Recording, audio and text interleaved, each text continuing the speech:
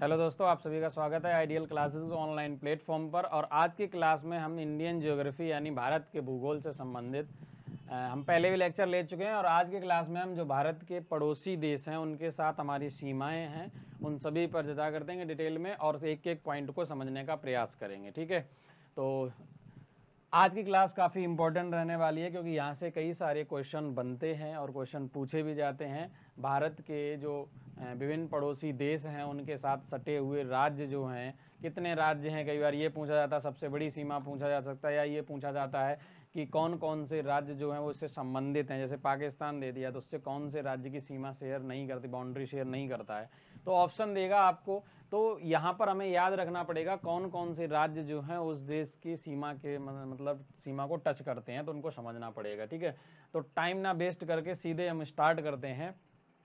यहाँ पर सबसे पहली चीज है कि भारत के पड़ोसी देश यानी जो स्थल सीमा है उससे कितने देश संबंधित हैं। तो उससे संबंधित जो देश हैं वो कुल 7 देश हैं। कौन कौन से? बांग्लादेश, चीन, पाकिस्तान, नेपाल, म्यांमार, भूटान और अफगानिस्तान। यानी कि जो स्थल सीमा शेयर करते हैं, जो हमारे भारत के साथ जो स्थल सीमा पर संबंधित देश जो हैं, यानी स्थल सीमा से जो सटे हुए देश हैं या जुड़े जो देश हैं वो कितने हैं? उनकी संख्या है 7। ठीक है, कौन कौन से 7 हैं वो हमने ये बता दिए। क्लियर है? अब यहाँ पर जैसे हम सबसे पहले बात करेंगे नंबर 1 बांग्लादेश की। क्लियर है बात? बांग्लादेश की बात करें तो ये सबसे अधिक सीमा शेयर करता है, सबसे बड़ी भारत के साथ इसकी सीमा है वो है 4096.7 और ये किलोमीटर में है। क्लियर है? कौन कौन से राज्य इससे संबंधित हैं? तो पश्चिम बंगाल, त्रिपुरा, मेघालय, मिजोरम और असम। यानी कि इससे कुल कितने राज्य की सीमा शेयर है? 5 राज्यों की। 5 राज्य जो है वो पश्चिम बंगाल मतलब बांग्लादेश के साथ हमारे भारत के जो राज्य हैं वो सीमा शेयर करते हैं। अर्थात बांग्लादेश और भारत की जो सीमा है उस पर 5 राज्य संबंधित हैं। कौन कौन से? पश्चिम बंगाल, त्रिपुरा, मेघालय, मिजोरम और असम। अब आप सोच रहे होंगे मैंने पश्चिम बंगाल पे सर्कल क्यों कर रखा है। पश्चिम बंगाल एक ऐसा राज्य है जो सबसे बड़ी सीमा शेयर करता बांग्लादेश के साथ। अगर ये पूछा जाए निम्नलिखित में कौन सा राज्य बांग्लादेश के साथ सबसे अधिक जो है उसकी सीमा जुड़ी है, लंबी सीमा है या बाउंड्री जो है वो सीमा सबसे अधिक लंबाई की है, तो इनमें से सबसे अधिक किसकी है? पश्चिम बंगाल की। क्लियर है बात? ये क्वेश्चन पूछा जा सकता है। और लगभग कितनी है? 2216 किलोमीटर की लंबाई है। इतनी भारत में हर किसी भी मतलब देश के साथ अगर कोई राज्य की सीमा अगर लंबी है वो सबसे बड़ी पश्चिम बंगाल की ही है, 2216। उसके बाद आती है राजस्थान और गुजरात की। ठीक है, इससे बड़ी कोई भी नहीं है। ठीक है, तो ध्यान रखना पश्चिम बंगाल की 2216.7 किलोमीटर लंबाई है लगभग। तो बांग्लादेश के साथ कितने राज्य शेयर सीमा करते हैं? 5 राज्य। अब हम बात करेंगे चीन की।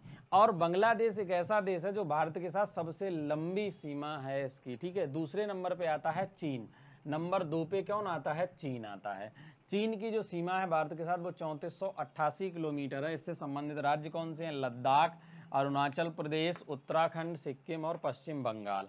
ठीक है, लद्दाख एक यूटी है, ठीक है, यूनियन टेरिटरीज है। बाकी अगर हम बात करें अरुणाचल प्रदेश की, उत्तराखंड और सिक्किम और पश्चिम बंगाल की, तो यहाँ पर टोटल इसके साथ सीमा शेयर करने वाले क्या हैं? 5 राज्य और संघ शासित दोनों राज्यों को ले लें तो कुल मिला के 5 होंगे। अदरवाइज हम कह सकते हैं 4+1 यानी 4 राज्य और एक यूटी लद्दाख। क्लियर है? तो सबसे बड़ा जो राज्य है चीन के साथ जो सीमा शेयर करता है वो है अरुणाचल प्रदेश। चीन के साथ अगर टोटल 5 राज्य हैं, यानी 5 कैसे राज्य और केंद्र शासित दोनों को मिलाकर अगर हम बोलें तो लद्दाख, अरुणाचल प्रदेश, उत्तराखंड, सिक्किम और पश्चिम बंगाल, इसमें सबसे बड़ी सीमा जो चीन के साथ है वो अरुणाचल प्रदेश की है। अच्छा, क्वेश्चन अगर ये आए भारत का कौन सा राज्य भारत के पड़ोसी देश के साथ सबसे अधिक लंबी सीमा, जिसकी सीमा की लंबाई सर्वाधिक है, तो सर्वाधिक पूछी जाए तो पश्चिम बंगाल है। और वो किसके साथ टच करता है? बांग्लादेश के साथ टच करता है। ठीक है, लेकिन अगर चीन के साथ सबसे अधिक सीमा किस राज्य की है? तो अरुणाचल प्रदेश की है। अब पाकिस्तान की अगर बात करें तीसरे नंबर पे, तो पाकिस्तान के साथ जो संबंधित राज्य हैं वो है राजस्थान, जम्मू एंड कश्मीर, ये यूटी बन चुका है अभी, लद्दाख, गुजरात और पंजाब। ठीक है, तो ये है। और सबसे अधिक जो लंबी सीमा है वो है राजस्थान की। क्लियर है? पाकिस्तान के साथ जो सबसे लंबी सीमा किसकी है? वो राजस्थान की है। और ये तीसरा अधिक लंबाई की सीमा है इसकी, यानी तीसरे नंबर पे आता है। पहला नंबर पे बांग्लादेश, दूसरे नंबर पे चीन और तीसरे नंबर पे भारत के साथ जो सीमा सर्वाधिक शेयर करता है वो कौन है? पाकिस्तान। चौथा है नेपाल। नेपाल के साथ जो हमारी सीमा है वो 1751 किलोमीटर है। हालांकि लगभग अगर हम देखें तो चीन के साथ और पाकिस्तान के साथ ही हमारे विवाद हैं, बाकी देशों के साथ उतना विवाद नहीं। कभी कभार नेपाल बयान दे देता है, अदरवाइज बाकी सभी देशों के साथ हमारे संबंध अच्छे हैं, चीन और पाकिस्तान को अगर छोड़ दिया जाए तो। ठीक है, नेपाल की अगर बात करें 1751 किलोमीटर, इसमें कौन कौन से संबंधित राज्य हैं? उत्तर प्रदेश, बिहार, उत्तराखंड, सिक्किम, पश्चिम बंगाल। ये भी देखो 5 राज्य हैं, इसके साथ भी कितने संबंधित राज्य हैं? 5 राज्य हैं। कौन कौन से हैं? उत्तर प्रदेश, बिहार, उत्तराखंड, सिक्किम और पश्चिम बंगाल। इसमें सबसे अधिक सीमा जो शेयर करता है वो सबसे बड़ी सीमा किसकी है? उत्तर प्रदेश की है। और ये क्वेश्चन यूपी लेखपाल के अंदर भी इंपॉर्टेंट बन जाता है, यूपी पुलिस में भी यूपी लेखपाल के अंदर पूछा जा सकता है कि उत्तर प्रदेश किस देश के साथ सर्वाधिक सीमा शेयर करता है, या नेपाल के साथ नेपाल के साथ सबसे अधिक सीमा शेयर करने वाला राज्य। तो ऑप्शन मिलेंगे तो आपको ध्यान रखना उत्तर प्रदेश है। क्लियर है? तो उत्तर प्रदेश जो है वो सिर्फ एक ही देश के साथ सीमा शेयर करता है, जो कौन सा है? नेपाल है। अगला है म्यांमार। म्यांमार के साथ 1643 सेंटीमीटर 43 किलोमीटर, सेंटीमीटर नहीं सॉरी किलोमीटर। ठीक है, आंध्र प्रदेश है इसमें, और सॉरी आंध्र प्रदेश नहीं, अरुणाचल प्रदेश, मिजोरम, मणिपुर और कौन सा है? नागालैंड। आंध्र प्रदेश तो हमारे उस पर आता है ना, पूर्वी तट पे, तो वो नहीं सीमा शेयर करेगा। ये आप और मतलब है अरुणाचल प्रदेश। अरुणाचल प्रदेश, मिजोरम, मणिपुर और नागालैंड, ये सारे पूर्वोत्तर के राज्य हैं। म्यांमार के साथ जो सीमा शेयर करते हैं वो 4 राज्य हैं। कौन कौन से? अरुणाचल प्रदेश, मिजोरम, मणिपुर और नागालैंड। भूटान के साथ सीमा जो शेयर करते हैं वो हैं आसाम, ठीक है, अरुणाचल प्रदेश, पश्चिम बंगाल, सिक्किम। और भूटान के साथ सबसे अधिक सीमा जो शेयर करता है वो राज्य कौन सा है? आसाम है, असम है।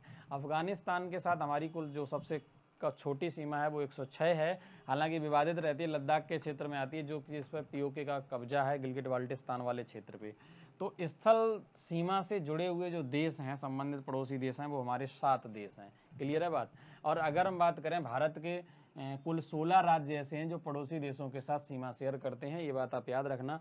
तो ये हैं आपके कौन कौन से देश हैं। इसमें अगर हमें एक पॉइंट इंपॉर्टेंट ये याद रखना पड़ेगा कि भूटान के साथ सर्वाधिक सीमा शेयर करने वाला राज्य आसाम है, और म्यांमार के साथ आंध्र प्रदेश, अरुणाचल प्रदेश है। नेपाल के साथ ये अरुणाचल प्रदेश पूरा लिख लेना।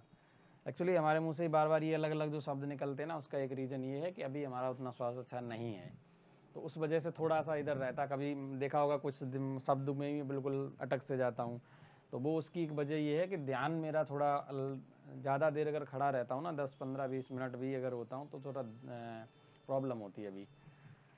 ठीक है, और मैंने आपको पहले ही बता रखा है अभी थोड़ा स्वास्थ्य ठीक नहीं है, 10-15 दिन लगेंगे, तो लेकिन मैं क्लास फिर भी ले रहा हूँ आपकी रिकॉर्डेड। ठीक है, तो इसलिए कोशिश करना आप एडजस्ट करने को चीज़ों को, एक आध शब्द में अगर इधर उधर हो जाए तो ध्यान बट जाता है ना, क्योंकि जब तक आदमी स्वस्थ नहीं होता पूर्ण रूप से, तो फिर वो उतना मज़ा नहीं आता पढ़ाने में। कोशिश कर रहा हूँ मैं, लेकिन नहीं आता उतना मज़ा। ठीक है, तो 16 राज्य जो हैं वो पड़ोसी देशों के साथ जुड़े हुए हैं। स्थल सीमा से जुड़े जो देश हैं वो कितने हैं? 7 हैं। क्लियर है बात? अब हम चलते हैं कि भारत की जलीय सीमा, यानी जलीय सीमा कह लो या इसे समुद्री सीमा भी कह सकते हैं, यानी समुद्र से जो बाउंड्री शेयर करने वाले कितने देश हैं? तो वो भी देश कितने हैं? कुल 7 देश हैं। कौन कौन से हैं? पाकिस्तान है, मालदीव है, श्रीलंका है, बांग्लादेश है, म्यांमार है, थाईलैंड है और इंडोनेशिया है।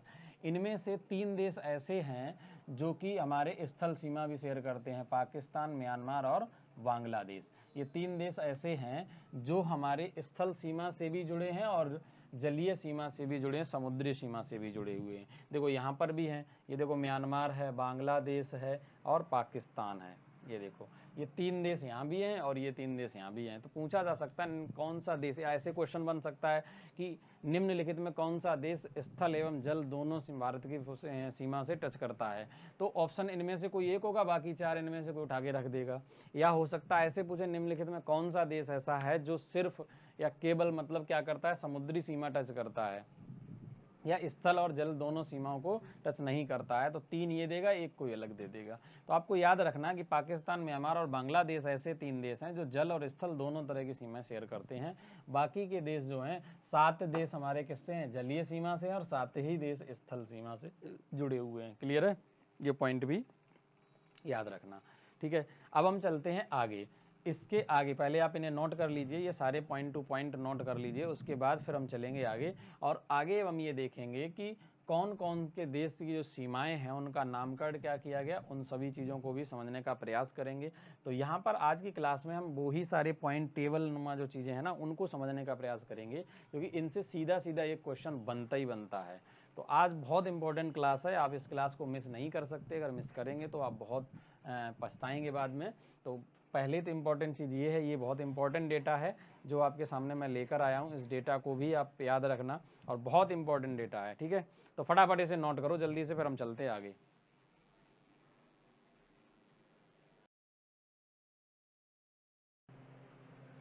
चलिए अब हम देख लेते हैं कि भारत के जो सीमा है, यानी किन पड़ोसी देशों के साथ जो सीमाएं हैं उनके नाम क्या क्या हैं, और बहुत बार ये पूछे जाते हैं। तो भारत की जो सीमाएं हैं पड़ोसी देशों के साथ उनको समझने का हम प्रयास करते हैं। सबसे पहला है कि रेड क्लिफ रेखा। देखो, रेड क्लिफ रेखा जो है वो भारत एवं पाकिस्तान के बीच है, ये ध्यान रखना। इसका निर्धारण कब किया गया था? 1947 में सर रेड क्लिफ द्वारा, ठीक है। तो जो भारत और पाकिस्तान जो सीमा है उसी को बोला था रेड क्लिफ रेखा, ठीक है। ये पूछा जा सकता है। और एलओसी जो होता है, एलओसी क्या है? यानी लाइन ऑफ कंट्रोल। तो जो नियंत्रण रेखा है वो कौन सी है? वो भारत और पाकिस्तान के बीच है। और मैकमोहन रेखा या भारत और चीन के बीच एक एलएसी भी रहता है, लाइन ऑफ एक्चुअल कंट्रोल, ठीक है। तो भारत चीन के बीच है। मैकमोहन रेखा कहाँ? भारत और चीन के बीच है। इसे 1914 में, ये ध्यान रखना, 1914 में हेनरी मैकमोहन द्वारा इसका निर्धारण किया गया था। और इसे 1947 में सर साइरिल रेडक्लिफ के द्वारा, यहाँ पूरा नाम नहीं लिखा मैंने, सर साइरिल रेडक्लिफ जो थे उनके द्वारा इसका निर्धारण किया गया था। अगली है डूरंड रेखा, इंपॉर्टेंट है। डूरंड रेखा का निर्धारण 1896 में किया गया था। ये भारत और पाकिस्तान के बीच थी। परंतु क्या हुआ कि जो लद्दाख का जो हिस्सा है, यानी गिलगिट बाल्टिस्तान वाला जो हिस्सा है, तो उस हिस्से को क्या किया गया है, पाकिस्तान ने आज़ादी के बाद अधिग्रहण कर लिया, उसका पीओके पे कब्जा कर लिया। तो पाक ऑक्युपाइड कश्मीर, और वर्तमान में ये जो डूरंड रेखा है वो पीओके और अफगानिस्तान की सीमा का निर्धारण करती है। चूँकि पीओके है वो हमारा ही हिस्सा है, गिलगिट बाल्टिस्तान वाला क्षेत्र, तो इसलिए सीमा थी तो भारत और अफगानिस्तान के बीच, लेकिन वर्तमान में पीओके और अफगानिस्तान के बीच है, ये ध्यान रखना। भारत एवं म्यांमार सीमा पे पटकाई की पहाड़ियाँ, ये पूछा जाता है कई बार, पटकाई की बुम जो है वो किन सीमा का निर्धारण करती हैं। तो पटकाई की जो पहाड़ियाँ हैं वो किसके बीच हैं? ये है भारत और म्यांमार सीमा पर, इंपॉर्टेंट है, ध्यान रखना। और पाक जल संधि या मन्नार की जो खाड़ी है वो भारत और श्रीलंका के बीच है। ये भारत के जो तमिलनाडु राज्य है उसके और श्रीलंका के बीच सीमा का निर्धारण करती है। क्लियर है? पॉइंट ध्यान रखना। अगला है 8 डिग्री चैनल। कुछ ऐसे भी हैं जो भारत के आंतरिक राज्यों में भी सीमा निर्धारण करते हैं या देशों के साथ। 8 डिग्री चैनल जो है ये मालदीव देश और जो मिनिकॉय द्वीप है लक्षद्वीप में, उसके साथ सीमा को शेयर करता है 8 डिग्री चैनल।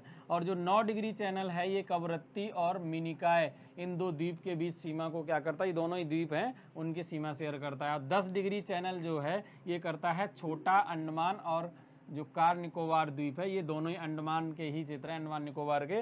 तो अंडमान और निकोबार दोनों के बीच में 10 डिग्री चैनल है। और ग्रेट चैनल जो है वो है सुमात्रा, ये सुमात्रा एक द्वीप है और निकोबार भी द्वीप है। सुमात्रा जो है वो इंडोनेशिया का द्वीप है, ये ध्यान रखना। तो कई बार ये भी आ सकता है इंडोनेशिया और निकोबार के बीच या अंडमान निकोबार, तो भी क्या आएगा? ग्रेट चैनल ही आएगा। क्लियर है पॉइंट? दूसरा है कोको स्ट्रेट। कोको स्ट्रेट जो है ये भी एक सीमा का निर्धारण करता है। कोको द्वीप जो कि म्यांमार में पड़ता है और उत्तरी अंडमान जो है, उन दोनों के बीच जो है वो कोको स्ट्रेट है। लक्षद्वीप सागर जो है वो लक्षद्वीप और मालाबार तट के बीच है। अगर हम यहाँ पर बनाना चाहें, जैसे इस तरीके से हम थोड़ा सा सीमा का निर्धारण करना चाहें, तो हम ऐसे बना सकते हैं, जैसे इस तरीके से है, ऐसे जाएगा।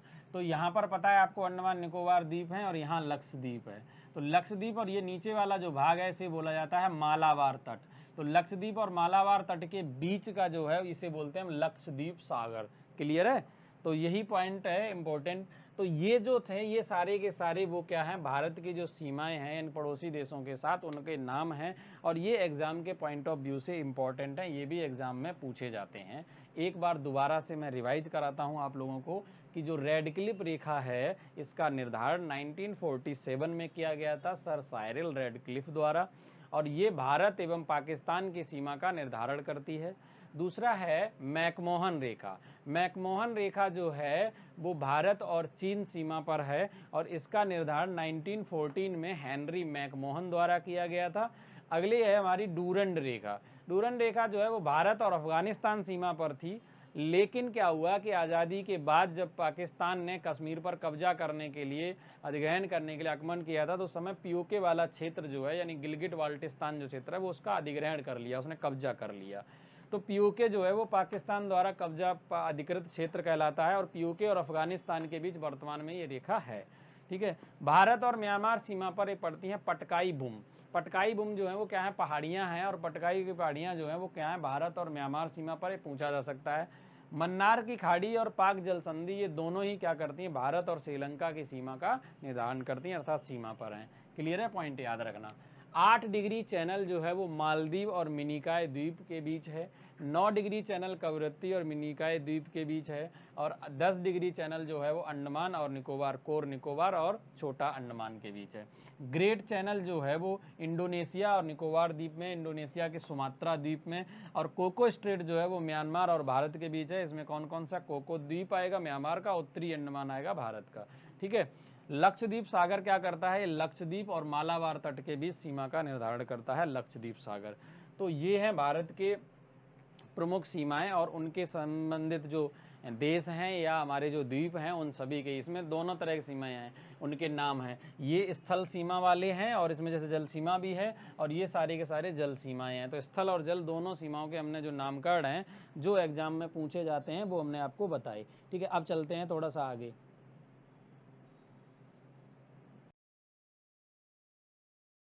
चलिए अब हम देखते हैं, बहुत इंपॉर्टेंट डेटा है ये भी, टेबल के थ्रू देखते हैं कि जैसे भारत के प्रमुख जलप्रपात, ठीक है, और ये उसके बाद हम देखेंगे कि प्रमुख जो फसल हैं। देखो ज्योग्राफी के अंदर जो भी टेबल वाला काम है वो हम जब तक कर लेंगे, जब तक हमारा स्वास्थ्य ठीक नहीं होगा तब तक ये काम हम पहले निपटा लेते हैं, और ये सारी चीज़ें इंपॉर्टेंट हैं जो एग्जाम में पूछी जाती हैं।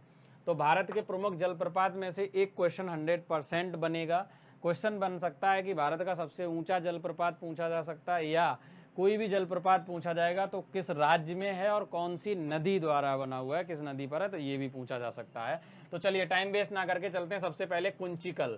कुंचिकल जलप्रपात जो है वो बराही नदी पर है और ये कर्नाटक राज्य में है। इसकी जो ऊंचाई है वो 455 मीटर है। ये भारत का क्या है, सबसे ऊंचा जलप्रपात है। ये क्या है, सबसे ऊंचा जलप्रपात है। पूछा जा सकता है भारत का सबसे ऊंचा जो जलप्रपात कौन सा है, वो कौन सा है, आपका कुंचिकल है, और ये बराही नदी पर है, कर्नाटक में है। दूध सागर मांडवी नदी पर है, गोवा में। इसकी ऊंचाई 310 है। ये दूसरा सबसे ऊंचा बांध, वो क्या नाम, जलप्रपात है। जोग, या इसी को गरसप्पा भी कहा जाता है, ये बहुत बार एग्जाम में देखा होगा आपने, जोग। तो जोग जलप्रपात जो है वो शरावती नदी पर है और कर्नाटक राज्य में है। इसकी ऊंचाई है 355 मीटर। ये तीसरा सबसे ऊंचा जलप्रपात है। ये है एन्ना। एन्ना नर्मदा नदी पर है, मध्य प्रदेश में पड़ता है, और ये कितने पे, और जो 183 मीटर है। शिव समुद्रम, शिव समुद्रम जो है वो कावेरी नदी पर है और कर्नाटक राज्य में है। इंपॉर्टेंट है, ध्यान रखना। 90 मीटर। बाकी सबका याद रखने की जरूरत नहीं है, हाइट कितनी है। आप सिर्फ स्टार्टिंग के 3 याद कर लो, 3 बस पर्याप्त हैं, ताकि ये याद रहे कि पहला सबसे ऊंचा कौन सा है। हालांकि इंपॉर्टेंट कुंचिकल है, सबसे ऊंचा याद कर लो। बाकियों के लिए नदी याद रखो, कहाँ स्थिति है उसकी और कौन से राज्य में है। ठीक है, चुलिया इंपॉर्टेंट है, चंबल में है, राजस्थान में है। धुआंधार, ये भी क्वेश्चन पूछा गया है धुआंधार पे। तो धुआंधार कहाँ पर है, नर्मदा नदी पर है और एमपी में पड़ता है। इसकी ऊंचाई 10 मीटर है, इस बहुत ही नीचा है। देखो सबसे नीचा ये लगभग 10 मीटर। हुंडरू, हुंडरू कहाँ पर है, ये स्वर्णरेखा नदी पर है, झारखंड में पड़ता है। और बिहार जो है, बिहार राज्य में नहीं समझ लेना, कहीं टॉन्स नदी पर है, और ये जो कि राजस्थान के अंदर है। तो ये भी इम्पॉर्टेंट है। तो एक बार फिर से हम रिवाइज करते हैं चीज़ों को जलप्रपात जो है इनमें से इम्पॉर्टेंट सबसे ऊंचा कौन सा है। सबसे ऊंचा जलप्रपात जो है वो आपका, हमने आपको कौन सा बताया, बराही नदी पर है, कुंचिकल है। ठीक है, दूसरा है दूध सागर। दूध सागर कहाँ पर है, मांडवी नदी पर, गोवा में पड़ता है। ये दूसरा सबसे ऊंचा है। इसके अलावा जोग या गरसप्पा की अगर हम बात करें तो ये शरावती नदी पर है, कर्नाटक राज्य में, 255 मीटर ऊंचाई है इसकी। अगर हम एन्ना की बात करें, ये नर्मदा पर है, एमपी में पड़ता है। शिव समुद्रम कहाँ है? कावेरी पर और कर्नाटक राज्य में। चूलिया कहाँ पर है? चूलिया चार से याद रखना चंबल, और चंबल नदी के कौन क्षेत्र में पड़ता है? हालांकि एमपी में भी पड़ती है, लेकिन ये कहाँ पर स्थित है? राजस्थान में ही है ये चूलिया। धुआंधार नर्मदा नदी पर है, और ये कहाँ पर है? एमपी के अंदर। हुंडरू स्वर्ण रेखा पर है, झारखंड में। बिहार टॉन्स नदी पर, टॉन्स तो राजस्थान में, तो राजस्थान के अंदर है। अब हम बात करेंगे प्रमुख फसलों की और उनके जन्म स्थान, मतलब किस फसल को कहाँ से माना जाता है। बहुत सारी ऐसी फसल है ना भारत में जो पहले नहीं उगाई जाती थी, कहते हैं बाद में बाहर से आई किसी और देश से। तो कौन कौन सी फसल के जन्मदाता देश माने हैं? धान को ये माना जाता है, चावल की जो खेती है उसका जन्मदाता या तो भारत और इंडोनेशिया को माना जाता है कि इस क्षेत्र में चावल की खेती सबसे पहले हुई, बाद में धीरे धीरे पूरे विश्व में फैली। मक्का जो है ये मानी जाती है मध्य अमेरिका से, ठीक है। गेहूं की फसल को हमेशा पूछा भी जाता है, गेहूं की फसल पूछा गया कहाँ से आई? ये मध्य एशिया से आई है। इंपॉर्टेंट है ये डेटा भी और ये भी, मक्का भी, ठीक है। अगर हम बात करें तंबाकू की, तंबाकू जो आई है वो दक्षिण अमेरिका से। और उड़द जो है वो कहाँ से? भारत से। और भारत एक ही फसल का नहीं है, उड़द के अलावा गन्ना, मूंग, ज्वार, इनके लिए भी और धान के लिए भी भारत को माना जाता है कि जन्मदाता है। किस किस के? उड़द का, गन्ना का, मूंग का, ज्वार का। मसूर की बात करें तो मसूर चीन से है।